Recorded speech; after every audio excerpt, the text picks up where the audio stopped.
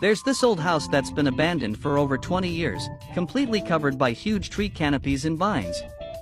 If you don't get close enough, you'd never know it's there.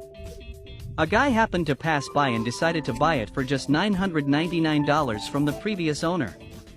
Now, the reason the house was so cheap is because it was hidden under all that vegetation, making it dark and damp inside.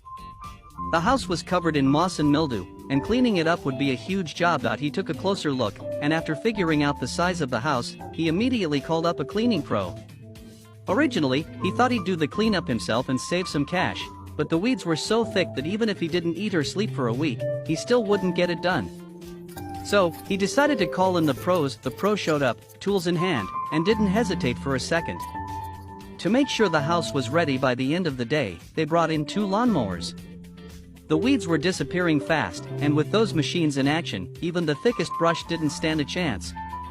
The area in front of the house had a bunch of trees. They weren't huge, but the treetops were so covered in vines that it made them look like towering giants. The pro pulled out a chainsaw, chopped them down, and the house, hidden for decades, finally saw the light of day. With all the overgrowth blocking sunlight, the house was dark and damp, definitely not a good vibe. The pro said that just letting the sun hit it and taking down the trees would help a lot, but the most important thing was to bring some life back to the place.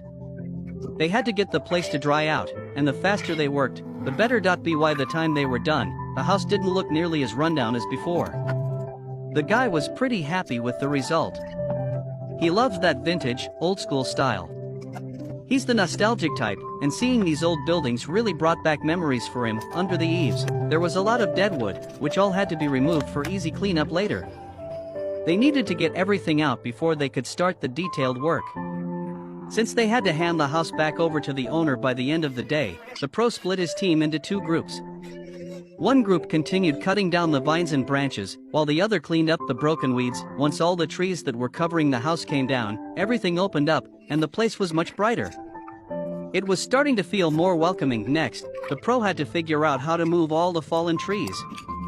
With so many of them, the guy told the pro to just set them aside. They could dry out and be used for firewood. That way, they wouldn't go to waste. Once the pro got the go-ahead from the owner, the pressure eased up, and he moved the trees out of the way so they could start cleaning up the vines covering the building. There was a pile of bricks next to the house.